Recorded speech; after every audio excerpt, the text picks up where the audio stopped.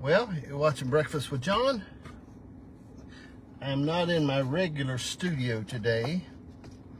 I'm in Janice's studio, which I'm not particularly fond of, but I've got to get a little work done on my truck. So, I'm driving her car. Carter is taking a personal day today. All right. He's taking the day off, and that's his prerogative. Do I think it makes him a little bit of a sissy boy? Yes, but it's his right as a teenager to have a day off if he wants one. Now, when Carter takes a day off, I'm really a little disoriented. I don't know what to do because he keeps me on track as far as where we're supposed to work out at and what we're supposed to do.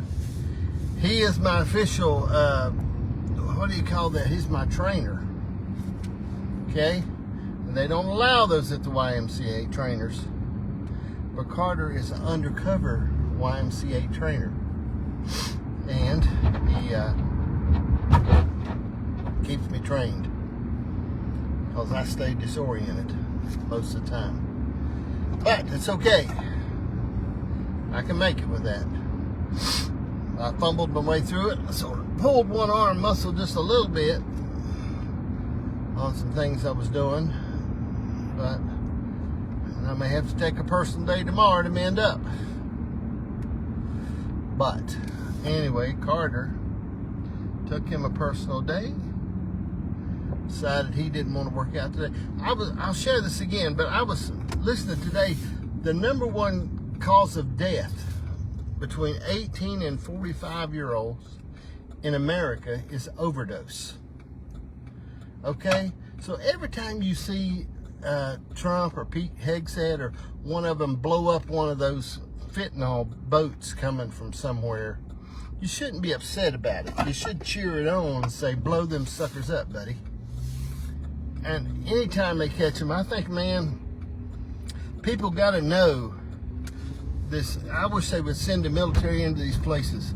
I mean, surely we can send them undercover black op like they do in the movies, you know, off the books, and just annihilate them drug dens and stuff and places where they make it. I mean, they do it in the movies all the time. They have those undercover people that go out and find out stuff and blow them up. Welcome to Hardee's. Did you order with a mobile app? Yes, I did. Dash. All right, pull around. Thank you. You're welcome. Anyway, I mean, couldn't we send in somebody and blow up those drug dens? Send somebody in undercover, okay? That, you know, won't, you know, where it's off the books, where America won't get blamed for it.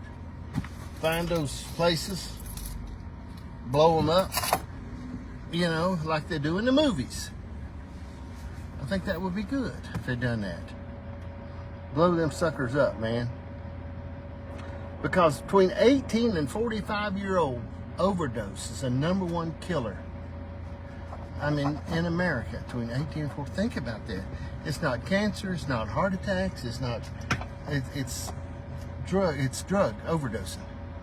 I mean, and I know we say, yeah, well, just because you take that out, they'll do something else. Yeah, people will that want to. But where it's so convenient and so cheap, and they take these drugs, and I mean, a steal.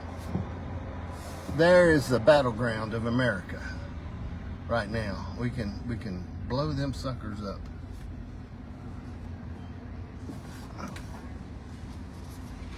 How you doing?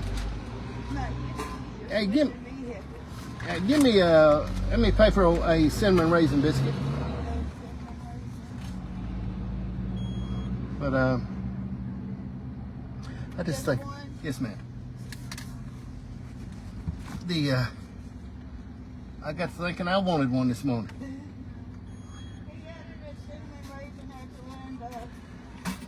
But anyway, it's bad. Very, very bad.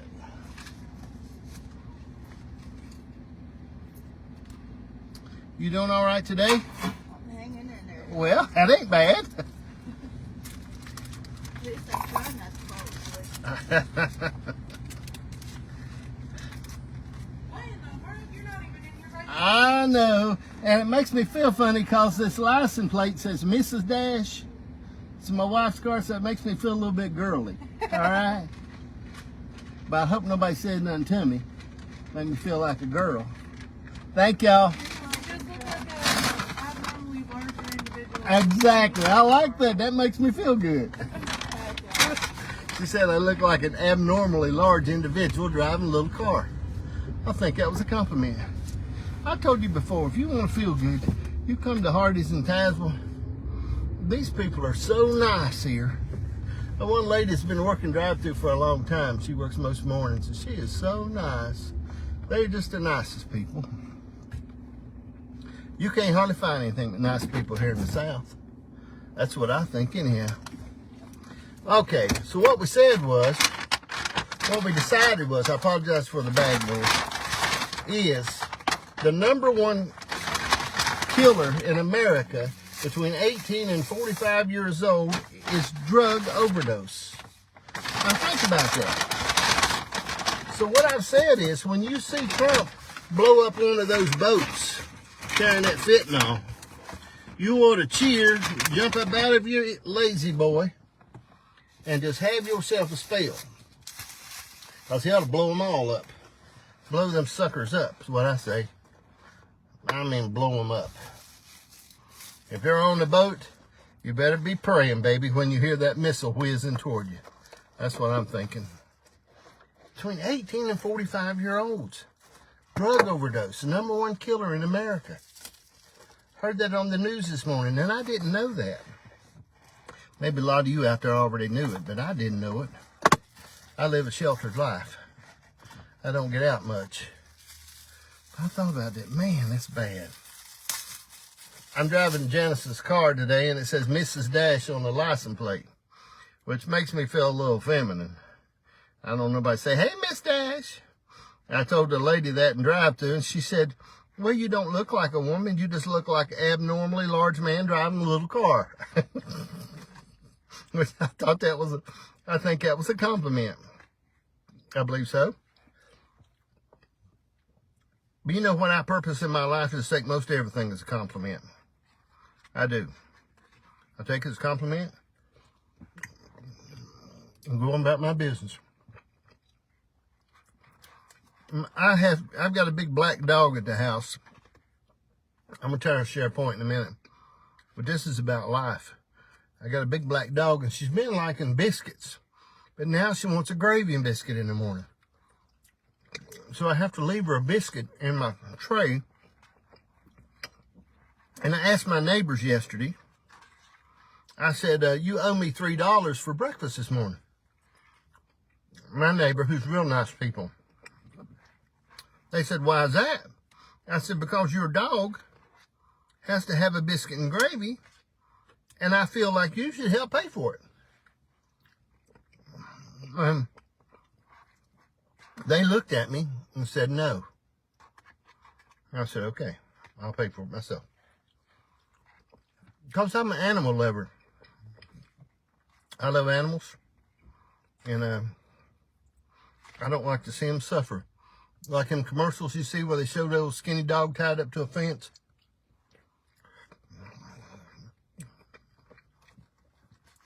I'll tell you, I believe a lot of them people are crooks. Those animal rights people, I don't believe them. Now you can let me know in the comments if you disagree. But I believe a lot of those animal rights people do them big fancy commercials showing that old skinny dog tied up to a fence saying, "Send us your $25 this month." I believe they're crooks. I don't agree with them. Now, I think you just feed your dog. But a lot of them movie stars that are on there doing them commercials reach in their pocket, drop out $1 million or $2 here or there. They could feed all them dogs some Old Roy. Drink a Fresca this morning. And I don't like it in the mornings, but I'm about out of Pepsi. Because the Pepsi man, I got a Pepsi man that lives next door to me, okay? He lives right next door, within 50 feet of my house. And last night, for example, you know what he does? The Pepsi man comes to my house and gets Pepsi out of my refrigerator and takes it to his home. He works for Pepsi. Explain that to me, how that works out. But it's okay. They're good people. They just don't keep Pepsi. I don't know why. And he went to the grocery store and come over to my house and got a Pepsi. I don't know. All right. Difference between people who have money, they make their money work for them instead of them working for their money. Okay? People never have anything or always buying stuff. Buying. Instead of doing things with their money to make their money work for them. All right? You should make your money work for you instead of you always working for your money. Look for ways to make $10 work for you. One of my grandpas, Bob Martinez, my grandma Martinez's husband, she used to send him to work every day. He worked for General Motors, which was a good job. She sent him to work every day with a cooler full of sandwiches and drinks. Okay? To sell at lunchtime. Okay? So she didn't just sit on her laurels, nor did he. He was Hispanic American. Okay? That's where I get my dark skin from. He was Hispanic American. And she made her money work for her. All right? But most people never think like that. They're just always trying to work for their money instead of having their money work for them. And if it's $20, you ought to find a way to let it work for you. When I was a boy, I used to sell grit papers. I know a lot of you, I'm sure none of you out there remember what a grit paper was. It was a little weekly tabloid. I used to sell them on the street. Went up in apartment buildings in West Virginia and asked people, do you want a grit paper? All right. I don't know if I made money or not. But as a boy, I tried. Then I remember I used to go down to the end of town on the first of the month, and I had a pony. And I took a wagon and made a harness and stuff for him out of rope. I made a harness go across his back, and it was heavy. Big old boards up the side in the wagon. And I would take people's groceries home for them. I'd go down there and do it. Then I would pick up pop bottles and take them and sell them to the store. I've always sort of thought like that. I got to ride the pony, but the pony also had a pretty good job. I don't know. It's good. I'm going to get off here this morning. Be sure and share this if you don't mind. Carter's taking a personal day. He's off today. I love my little grandson. All of them. All three of them. That Carter's smart. He's special. He's sharp little sharp fella, man. He's just sharp. All right. Adios, baby. Thank you for watching Breakfast with John.